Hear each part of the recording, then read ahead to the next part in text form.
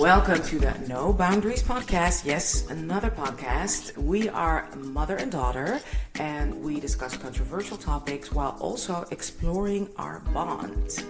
My name is Anusha. And my name is Lulu. So last week we discussed cheating and the effects it has. And this week we will be talking about toxic relationships and specifically how to get out of toxic relationship, how to break that toxic cycle that we've all probably stayed in for a little too long sometimes. And we will be exploring all the layers of that today. Before we get into this topic, I think it's important that we clear up our definition of toxic relationships.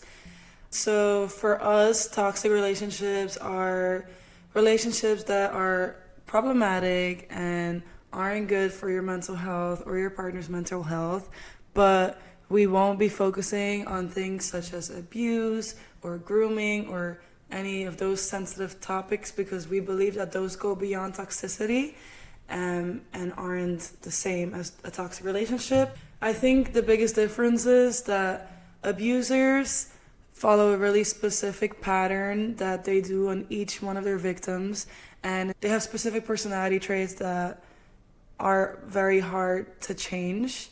Meanwhile, toxic relationships are a lot more broad, and it could be just, it could be the wrong person, it could be that you bring a bad side out in each other, it could be that you're insecure, you're going through a hard time, you don't know how to express your emotions. It's a bit less problematic, so therefore we will be focusing on toxicity today. Yes, great. I love how you explained that really well. As you can hear, maybe Lulu is also a psychology major. So yeah, just like you said, if you look at toxic relationships, I've been in toxic relationships where my partner was more like quote unquote the toxic person. I believe, of course, there's always two people, so you kind of also can bring stuff out in each other. I've not been in relationships, I think per se, like serious relationships, where looking back now, I can say like I was really the toxic partner, but I've had like affairs or, dating patterns that I definitely was very toxic myself. So should we start with how it is if your partner is the more toxic one, I think, right? Yeah. I think it's important first to get into how to recognize when someone is being toxic or when the relationship starts to become toxic, and how to be able to see these red flags or warning signs earlier on before you get attached, because it's way easier obviously to get out of it in the early stages than when you're already 2 years in.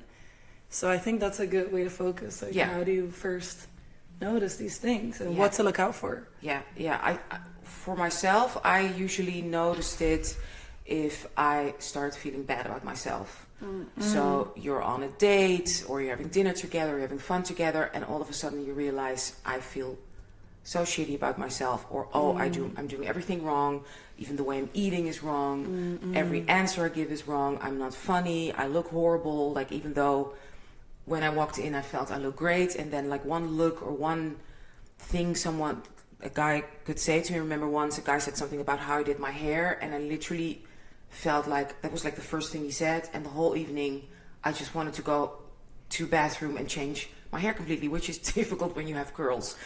So it's literally something you can't even change, right? But when I was younger, I would always blame myself. No, I think this is a very important point, especially because it's easy to think that when you have a toxic relationship or a partner, to look at what they're doing to you or the bad things they're saying to you, when that doesn't always have to be the sign. Like she said, it's very important to focus on how you are behaving in this relationship. So if you feel like you can't fully be yourself, or you notice that the person I'm around, my family or my closest friends, I don't want to be that around my partner, that's a big warning sign. And that doesn't mean they did something specifically wrong, but the fact that you feel that means there's something that you have to be like, wait a minute, like something is up, and that means you definitely can't ignore that. I think another one for me specifically is that if your mood really depends on them, like if when they respond and are all lovey-dovey, that's when you have like a very good day and you feel good about yourself.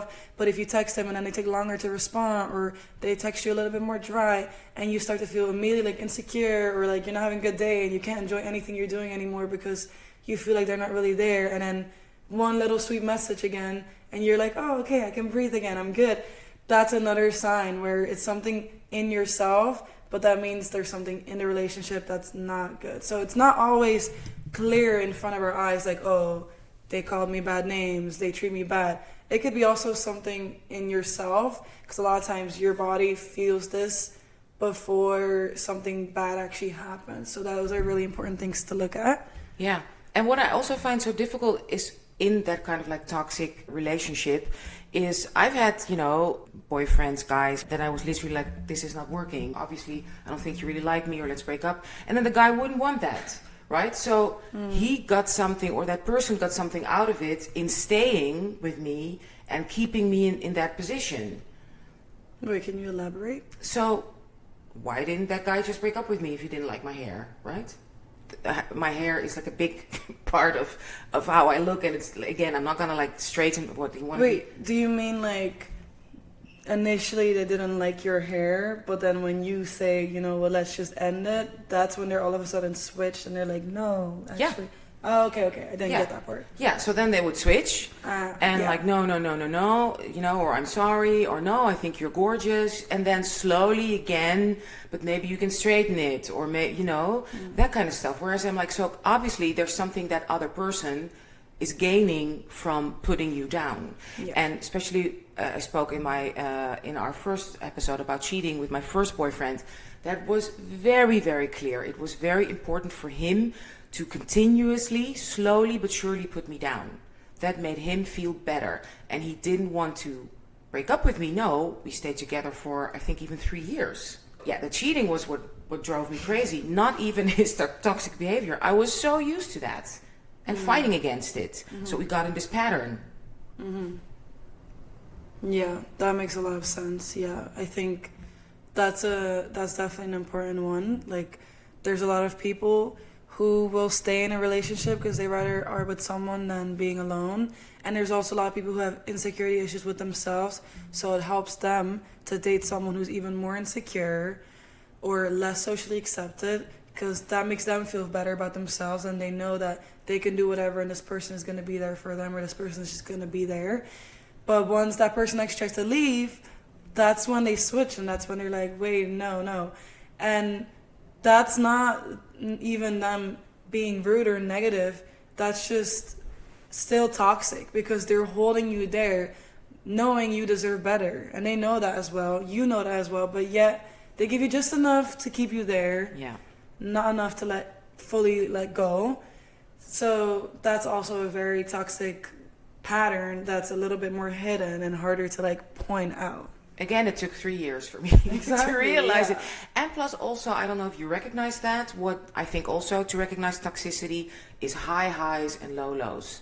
So for sure. When it's good, it's fantastic. Yeah. So also with that guy, it was, when we were happy, we were it was so nice. Yeah. But if it was bad, it was almost horrific. I can't even imagine that I could now, after all those years, that somebody could have that effect on me, that the lows were so low. Even if we weren't really fighting, just the whole atmosphere would completely, and I'm always still, as you know, sometimes with me, I'm so triggered with that. If somebody's sort of not happy or kind of not in a great space, that triggers me very much because of that pattern I had with that guy, which is, over 25 years ago.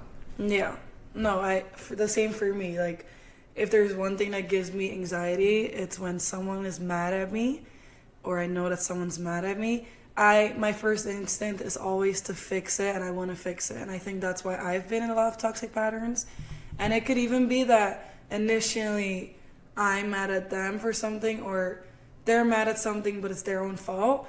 But it could still end up with me apologizing instead of them, because no matter what happens, as long as they're not mad at me, or as long as I don't have any issues with anyone, which could be toxic in relationships, but also in friendships. It's very important that you easily overlook friendships, but friendships can be just as toxic. And a lot of times when you do get in a toxic relationship for the first time, but it's very like you barely even notice it or realize it, a lot of times that could be because of childhood trauma, but it could also be because you've had toxic friendships, but you just didn't realize it because you don't have the same emotional vulnerability with friends. So it has less of a direct impact, but it doesn't mean it can still not affect you later on with actual romantic partners, because the first relationships outside of your family that you have are friends before you date. So those definitely have an important impact on how you end up dating partners. This makes so much sense because I was teased a lot as a child.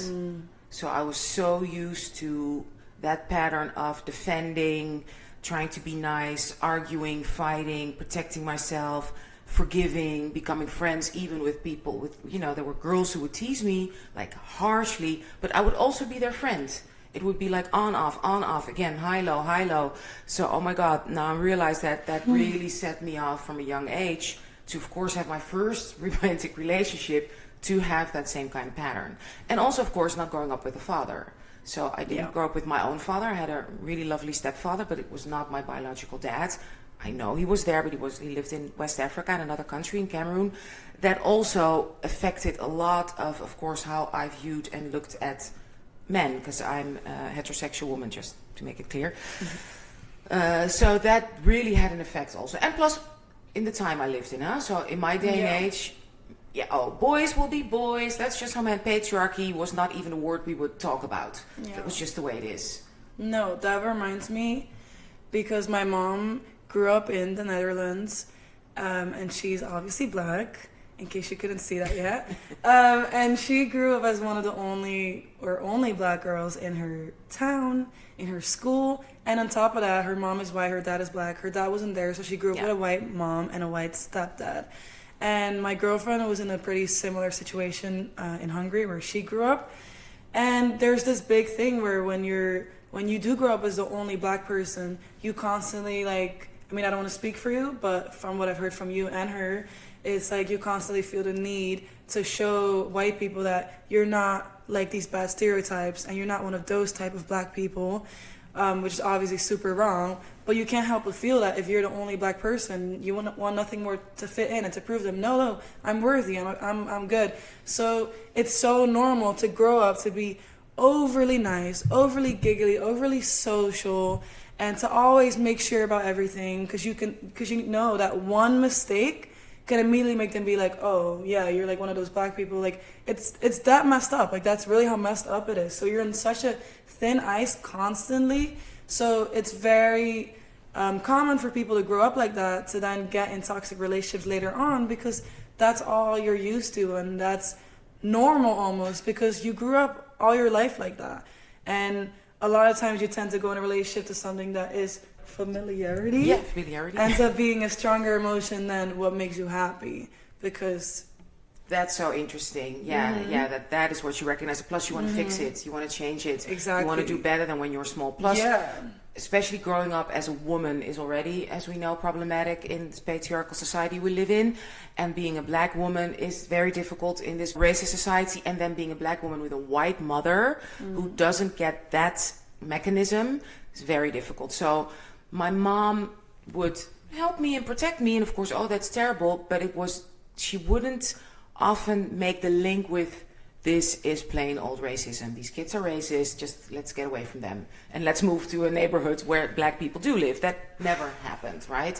So that is, an extra pattern that completely prepares you for, toxic relationships. Yeah. And I think to emphasize that even more, a lot of parents with black children, even though they're white, they might not have the luxury to move or the ability to move to a place that's more diverse, but her mom did. So I think also growing up knowing that, not even 20 minutes away there's a town with a lot of people of color, and my mom makes money, but yet she's choosing to keep me here in the most racist town. That does something to you. I can only imagine. And it was even closer to her work.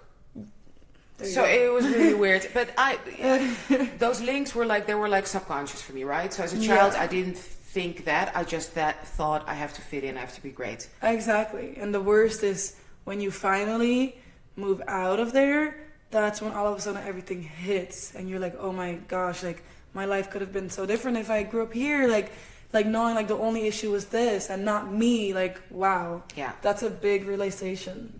For me that took really long. So up until my mid-20s. So even my first relationships, I had no clue. I just wanted to fit in and be accepted. I also I'm from the generation that, you know, the 80s, 90s, that I thought, well, racism is just, you know, a fact of life. We just have to deal with it. And if we're nice, if we work hard, if we do our best, if I'm just the best in school, at some point it will change naturally. So I was not raised by my mother. My dad is different, but my mom didn't. I mean, even though she is a bit of a fighter, she wasn't in that sense like activistic, like you have to make a stance against it. No, she was more like you just have to work hard, look pretty, be nice, do your best. And I lived in a neighborhood like that, like rich white kids, rich white people, and all the girls were doing their best for guys. Yeah. So that was also very normal growing up. You had to do your best to get the guy. Yeah, and that works for someone like your mom because she's a white woman. But for a black woman, there's an extra layer to that. No, it's the guys very different. Didn't like me because I wasn't the typical blonde, you know, skinny hockey. Everybody plays field hockey where I'm from. The blonde, skinny field hockey type. And then you get in this issue where it's like, wait a minute, I'm doing everything according to the rule book to get the guy, but I'm not getting the guy. So the only reason that can make sense in your head is, it's me. I'm the ugly one. I'm the problem. I'm not worthy. So, which brings me to toxic relationships. I think that's one of the most important things, that if you are damaged in your self-worth or you're insecure, you're not happy with yourself, it's almost impossible to get in a healthy relationship. As cliche as it sounds, self-love needs to come first, because if you already don't have these kind of standards for yourself, someone else, it's going to be hard for them to have that. And even if you do end up being with a healthy person, which happened to me, there's still so many setbacks because you're not used to it and you can't believe it. And then you're in this disbelief stage where you're constantly like, what? Like, how do you really like me? Wait, like, you really want me? Are you sure? And you get insecure and you start questioning them and interviewing them and watching their every move. And you're waiting for any sign of like, see, they don't like me. See, they will leave me. See, they will hurt me like everybody else. And although you're so insecure and it's sad and it's like sucks for you that you're going through that, it's still toxic. Like, being toxic is not just being mean or being rude. This is toxic because if somebody is healthy and nice and they give you no reason not to trust them and you're constantly questioning them and constantly like doubting them, that does something to that person as well. And that's going to make them think like, am I missing something? Like, it's going to make you question them, and it can make you like, it can make someone who's secure insecure. So you're dragging someone else down with you, which is not fair, because at the end of the day, no matter how insecure you are, it's not their problem. It's not their fault. It's just not. So it's not fair to drag them into that. So that's the thing with toxicity. It's a mechanism also. It goes beyond just how they treat you. It also goes, how are you with yourself and how secure are you? And that's why you really need to know when you're ready for that relationship. Yeah, and giving yourself the power. Like, again, I was like, break up with me. Well, why didn't I break up with him? Right. That's, I think, why are you giving them the power to do it? Yeah. So that's my generation. How is it if we compare now and, you know, the definition of toxicity and how you recognize it and everything we speak about, how is it for your generation growing up in the aughts and now? Wait, how would you say you recognize it in your generation? Well, it took a long time for us to recognize because it wasn't even really a topic. Like now, I think, right? Yeah. On social media and even articles, I didn't even know the word toxic relationship until maybe 10 years ago. So when I was 18, 20, even 30, that was not like a common word we would use socially or culturally. Yeah. It doesn't make a difference. Yeah, for sure. Because I think also in your day and age, you didn't even have the resources to even educate yourself. And every movie, it was just like the guy is constantly pressuring, coercing until the girl finally says yes. Or the guy's like annoying and rude and the girl's happy and then they match. Or the girl changes her whole look to get the guy. Like, these are all normal things in movies and media, which was like the only form of media at the time. You could just look it up and there wasn't many people speaking out on it. So you couldn't even really blame the guys. No, sorry to Yeah, interrupt you, but no. if you look at the movies I grew up with, American movies, 16 Candles, The Breakfast Club, I mean, those movies are so, if you look back at it now, they're horrible. Even the movie, I remember, oh my God, if I can give that example, one of my favorite movies growing up is the movie Grease. I love that movie. So cute, so nice, and oh, the naughty boy and the good girl, you know, and they fall in love. It's so wonderful. I saw it as like most beautiful love story ever. And when I showed this to my children, Lulu is my oldest, and the first thing you said was like, well, I don't know, is this like so romantic that this girl's changing her whole image and the way she looks in the dress to just get that guy and even start smoking for him, because she hated smoking, to get a guy? And I was like, oh my God. And she was you were a child. You were like, what? I mean, 7, 8? Yeah. To be fair, that comment, I would love to claim that it was because I was just so woke and educated, but it could also be because I was a raging lesbian and I just hated men. I just didn't know it yet at the time. And you hated smoking. We'll see. But no, definitely that makes a huge difference. Like, you couldn't blame the guys as much back then due to the lack of resources and due to the internalized media growing up. Now, there's so many resources out there. It's like, you can definitely blame the guy. I think that's a big difference now. Like, there's no way to be clueless and being like, oh, like, I didn't know, or, oh, my parents were like that, or that's how I grew up, it was normal for my family. No, like, I know enough people who grew up a certain way and can decide at a certain age to break out of that, because you have social media now. You can make up your own decision. You're not limited by your family in your town anymore. You can go way beyond with just a little bit of effort. Yeah. So it's very different now. And how is it also different in female relationships? Oh, I think because in girl-on-girl relationships, the lines are definitely a lot more blurred. And as I was talking about earlier, I think with girl-on-girl relationships, it's mainly because you're both very insecure in society. I think it's mainly toxic because you're both insecure in society, and you grow up obviously in a patriarchy. And that's why it's so much harder to recognize that it's toxic, because you just see it as both being insecure, and we both are just like have so many like questions and issues, but it's not necessarily that we're doing harmful things. But these insecurities are still harmful because you're only dragging each other down and making each other feel bad and making each other feel conscious about all these issues. Can you give an example? How that mechanism kind of starts, even if you're both nice, good people, you have your past and whatever, and all of a sudden you come into that kind of pattern? It depends. There's so many layers, because you have girl-on-girl relationship where one of them is used to dating men and now she's dating women. So then there's a lot of defensiveness where it's like thinks that she's used to from a guy, but then the girl's not like that, and it's almost like scary and weird that this girl's not like that. So that's like a big issue. But I also think insecurity could start with something small. Like, it could just start with you questioning the way they were looking at someone, and they were like, oh, what do you mean? And they're like, then the other's like, what do you mean? What do I mean? Like, you didn't notice that? Like, you wouldn't like that when I do that. And then she's like, what? Like, I didn't even do that. And then it's just like this whole issue over something super little. Okay, that was like a horrible example. I think I need to like, yeah. Maybe because I thought about when you once told me that with girls, you just keep on talking, you analyze. Yeah, you overanalyze everything. The overanalyzing, maybe. Exactly. Everything. So you could have a fun conversation about something in the past, and then all of a sudden be like, wait, but you never did that with me. And then it's like, oh, well, we never got there yet. And then it's like, what do you mean we never got there yet? Like, I thought I'm your big love. And then it's like, no, like, it's different with each person. Oh, it's different, so you like me less? No, of course I don't like you less. Like, why would you think that? You think I like you less?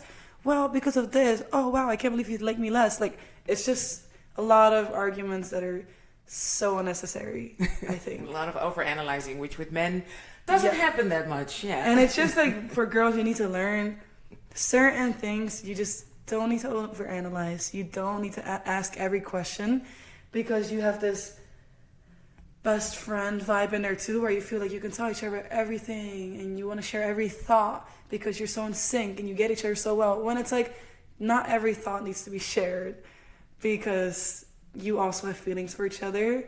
So you hold emotional value. So sometimes you can think, oh, I can easily tell her this thing about my ex because we're 'Cause so we're so close, close, yeah. and we get each other. But then you forget, wait, that person also has feelings for me, and of course she's gonna compare how I was with my ex to how I am with her. But you forget that sometimes. So I think it's just the switch between friends and girlfriends that sometimes gets blurred. All right, so we spoke a lot about toxicity and how it could be that the person is being harmful to you, but it could also be that you're being harmful to yourself, which is dragging on a relationship. And it could also be that you might not be toxic with one person, but with another person, you are toxic. Because it could also be that a specific partner gets out really personal triggers for you. So just because you're toxic in a relationship, it doesn't mean that you're going to be toxic in every relationship, and it doesn't mean you're a horrible person. It could just be not the right match. So speaking of not being the right match, I think now we should focus on how to get out of this toxic relationship, how to break that cycle, and also why is it so hard to break that cycle? Like, you can know how bad it is and how like unhappy you are most of the time, but yet it's so hard to get out of it. So let's get into that. Let's get into that. I think for me it's kind of twofold. I was very afraid of being alone. So I've also been in a toxic relationship for 2 years. So that was not that first boyfriend, but the second boyfriend, where I could not get out because I was so afraid. I didn't want to be like my mom. Also, my mom has been married a couple of times, and I was like, no, I'm just going to be one and done, one marriage forever. And this was already my second boyfriend. So again, respectability politics. I wanted to be the good girl. And it took me, I was touring outside of the country, and that made me have to break up with him. Actually, my mom broke up with him. That's amazing of my mom. So she broke up with him. I don't know if it would have lasted probably another 2 years if I wouldn't have left the country, and if my mom was not like, you know what, I'm going to break up with him for you. So speaking of no boundaries, my mom and I definitely don't have any boundaries. So how old were you? I was 22. Can you imagine? So yeah, only a year older than you, and I could not do it myself. Yeah. So that is one fault. So I was so afraid of being alone and so wanted to be the good girl. Yeah. Respectability politics. I'm not a black girl who is promiscuous. Yeah. And I had to deal with that internalized racism. So number 2 for me was finally, so when I broke up with that second guy and I was on my own at 22, 23, I realized I have to work on myself, and I started reading. So what helped me a lot is finding myself as a black woman, and reading. Absolutely would tell everyone to read Audre Lorde and Bell Hooks to understand also what it means societally to be black. Because I always thought, yeah, I'm black, but that doesn't mean that society, blah, blah, But I had to learn about how society treats black women and what effect that has on you. Also personally and psychologically, I had to learn that because as with a white mom, that was not part of my household, of part of me growing up, of my education. And living in the Netherlands, you don't learn that at all in school. I didn't even hardly even knew there were black writers. Yeah, only James Baldwin, which a white friend who had a black boyfriend gave me that book. So starting to read and learn about my position as a black woman in a white society really helped me get out of toxic, or at least recognizing toxic traits a lot sooner. That's amazing. Yeah, I think a big reason why it's hard to break out of a toxic cycle is the attachment. And also when you're constantly with them, you're in this blur state of mind where it's like, it's good and it's bad and it's good and it's bad, and you don't make any rash decisions. And when you're really mad, you don't want to just immediately break up. And then you're happy again, but then you also feel guilty for being happy. So it's so confusing. And obviously you were able to leave the country and be on a boat where you like physically couldn't jump off and go back there, which is like a good position, but it doesn't have to be that extreme. I think what's really important when you're in a toxic cycle, it's first obvious to recognize it. That's step 1. And when you do recognize it, you should already be so proud of yourself, because it's very hard to recognize it and to accept that and come to terms and to even say it to yourself. This is before going to other people, like to just say it to yourself and admit it. And you should be proud, because that's step 1. Even if you're still staying in a relationship, at least you're aware and you know what's going on, which will help you in the long run. And the second thing is you need to distance yourself from that person. And I think it's scary to make a decision right away. And you don't have to, because you can take a break or take a step back or hang out less with them. And as long as you have at least a week where you don't see them, like at least, it will put you in a way better position because you're out of that fog where you're just like blinded by them. And also you're able to, like the first few days, you're going to have a hard time because you're like, oh, I missed them, this, that. But after a week, you're going to realize, wait, like I'm actually okay. Like it's not the end of the world. It's not actually as bad as I thought. I'm like low-key doing fine. And that helps you making a decision moving forward because you don't have them on this pedestal or on this huge obsession. You can actually look way more rational at the situation and realize, like, if I were to be alone, I'll be fine, rather than, oh my God, I don't want to leave them, I don't want to get out of this. So, yeah, distancing is very important before you need to make a decision. And I think that's so much harder now. Like I had that once with my first boyfriend when I really decided this is it. My best friend stayed with me, like literally, I don't know if it was a week, but for long, just to sit, because then we only had house phones. We didn't have even cell phones. So she plucked out the telephone, like almost like threw it away, gave it to another friend. So there was no phone in the house and she was with me and I couldn't leave the house. And she literally stayed with me for 4 days and she knew, like, it's just like, you know, how do you say, we're going cold turkey, and she stayed with me, and that helped. But now with cell phones, social media, and everything, how do you do that now? Way because too hard. How can you go cold turkey when, you know, in my days you had to literally, which I've done, stalk a person and go to the bar, go to the club to see where they are with the other guys, which, you know, is kind of annoying to go on your bike if you're cold in the Netherlands. But now, how do you do that? How do you go cold turkey? It's hard. Like, obviously, the way I explained it was so easy. Yeah. Except it isn't, because the whole thing with toxic partners is that they usually don't want to let you go. And usually when you tell them, hey, babe, I love you, I just need a few days apart, a little break, they don't respond well to that. Most of them are not going to be like, of course, have at it. So it's very hard. And even if you were to block them and delete them from social media, they can make fake accounts. They can do no caller ID. They can be anywhere. So it's very, very hard. It's very hard. Honestly, I don't have the perfect answer to it. It very depends on your situation. As long as you don't see them physically and don't speak to them and don't pick up that phone and just keep declining. And you have to, like, just tell yourself that if you feel like you want a break and they don't want to give you a break and they're not being willing of that, that's all you need to know. That's your answer right there. Because they don't actually care for your well-being and how you feel. Because if they did, they would allow you to have that break. They would give you whatever you need to feel better and to make sure you guys can work on each other and be happy. But if they don't want to give you that, they're like selfish. They're literally selfish and they're being toxic and they just care about they want you and they want you to be there for them instead of what you might need. So there's your answer. It's not that simple. And that's a big thing. You're going to make mistakes. You're going to go back. They call you 10 times, you hang up, the 11th time you pick up. It's going to happen. You're going to fall back. So if you fall back, don't just think, oh, see, I deserve it. I'm doing it. Oh, I'm worthless. No, it's normal. It's similar to addiction. My psychiatrist actually explained to me how your brain and your body sees pain as pain. And your brain doesn't know the difference between emotional pain and physical pain, which is why emotional abuse is just as harmful as physical abuse.